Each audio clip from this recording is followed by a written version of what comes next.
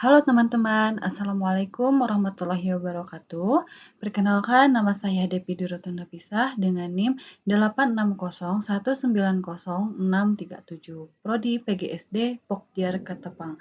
Di sini saya akan melakukan praktikum IPA mengenai pencemaran lingkungan, yaitu pengaruh deterjen terhadap perkecambahan.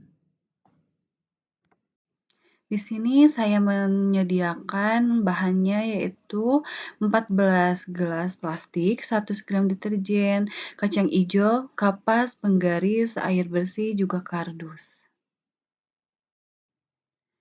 Pertama-tama di sini saya merendam dulu kacang ijonya selama 5 menit dengan air bersih.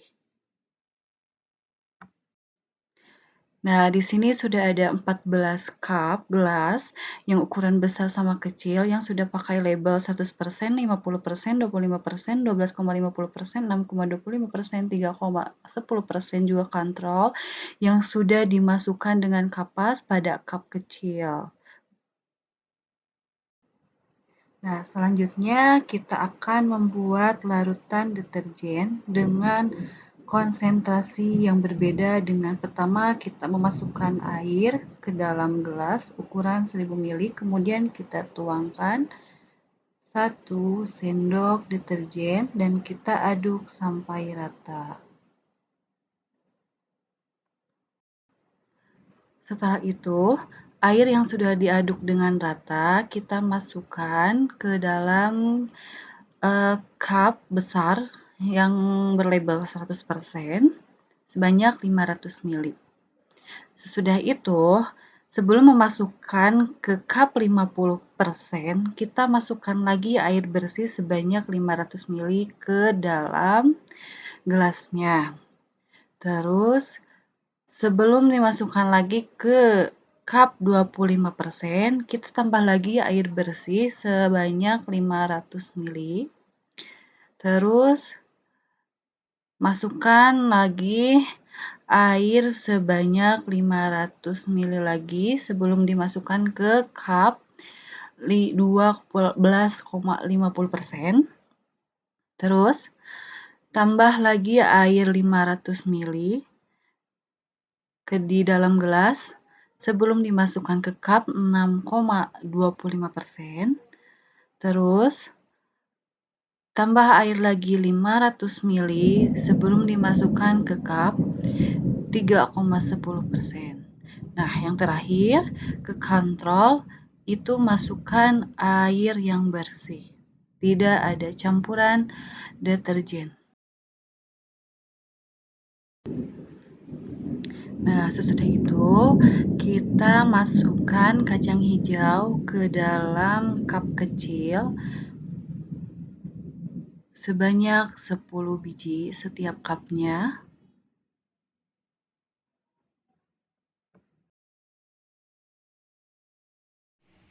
Nah, ini dia kacang hijau yang sudah dimasukkan ke dalam cup kecil yang sudah berlabel. Kemudian kita masukkan air sebanyak 2 gelas pada cup kecil yang sudah ada kacang hijau. Nah, kita masukkan airnya, gelas besar yang sudah berlabel 100% kita masukkan pada gelas cup kecil yang sudah berlabel 100% juga. Nah, selanjutnya kita juga akan masukkan lagi air sebanyak 1 sendok yang berlabel 50% ke dalam cup kecil yang berlabel 50%. Selanjutnya kita akan memasukkan air 1 sendok lagi pada cup kecil yang berlabel 25% sebanyak 1 sendok.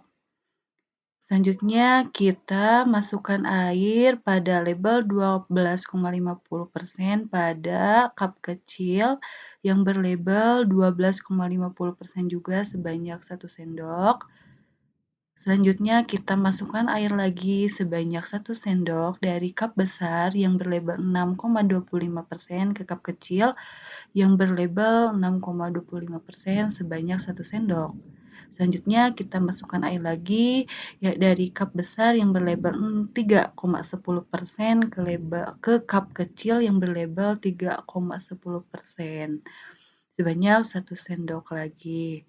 Nah, terakhir kita masukkan air 1 sendok juga yang berlabel kontrol ke cup kecil yang berlabel kontrol juga, sebanyak 1 sendok.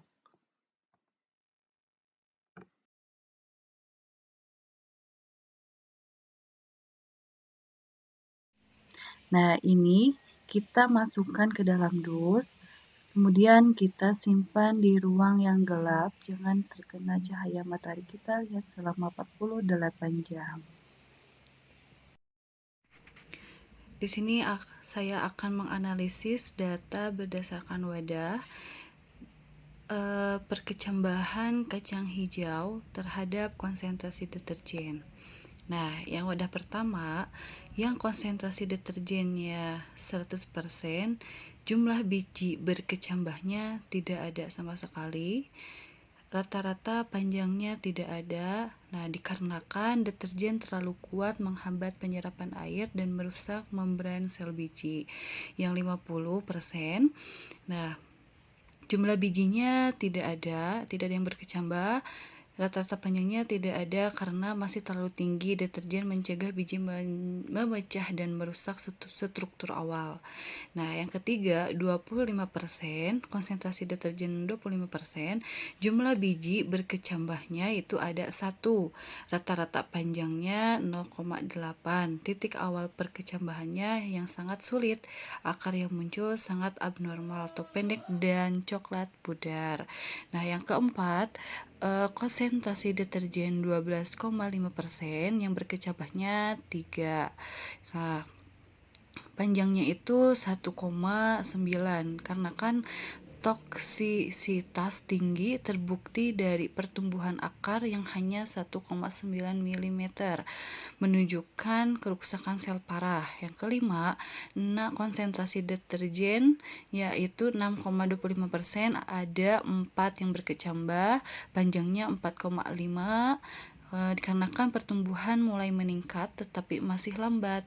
Nah, 4,5 mm itu jauh lebih pendek dari kontrol. Akar mulai terlihat lebih sehat juga putih. Nah, yang keenam, 3,10% itu yang berkecambahnya ada 5. Nah, panjangnya itu 7,8. Semua biji berkecambah. Ini adalah konsentrasi deterjen terendah di mana 100% biji berkecambah meskipun pertumbuhan akar masih terhambat. Yang terakhir itu yang kontrol, yaitu konsentrasi deterjennya 0%. Nah, yang berkecambahnya itu ada 5. Panjangnya ada 12,0. Pertumbuhannya maksimal, tidak ada zat yang penghambat sehingga proses pembalahan dan pemanjangan sel berjalan optimal. Jadi, kesimpulannya, hambatan perkecambahan konsentrasi deterjen yang tinggi yang 50% ke atas itu bersifat letal atau mematikan, menghentikan seluruh proses perkecambahan. Deterjen masuk membran sel biji, mencegah penyerapan air yang penting, dan mengganggu metabolisme awal. Juga menghambat pertumbuhan. Semakin tinggi konsentrasi deterjen, semakin pendek rata-rata panjang akar. Ini menunjukkan bahwa deterjen tidak hanya mencegah biji tumbuh, tetapi juga merusak sel-sel akar yang sudah terbentuk, menghambat perpanjangan sel secara drastis. Misalnya, pertumbuhan akar hanya 0,8 mm pada 25% deterjen dibandingkan 12,0 mm pada kontrol 0%. Nah, ancaman lingkungannya itu limbah deterjen yang dibuang ke lingkungan meskipun dalam konsentrasi rendah 3,10% tetap menyebabkan pertumbuhan terhambat, mengancam kelangsungan hidup bibit muda dan kemampuan ekosistem untuk bergenerasi.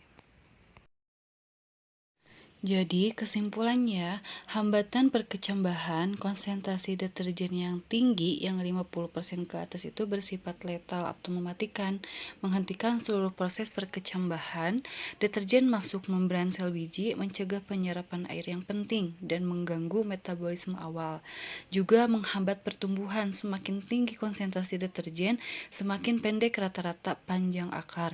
Ini menunjukkan bahwa deterjen tidak hanya mencegah biji tumbuh, tetapi juga merusak sel-sel akar yang sudah terbentuk, menghambat perpanjangan sel secara drastis. Misalnya, pertumbuhan akar hanya 0,8 mm pada 25% deterjen dibandingkan 12,0 mm pada kontrol 0%.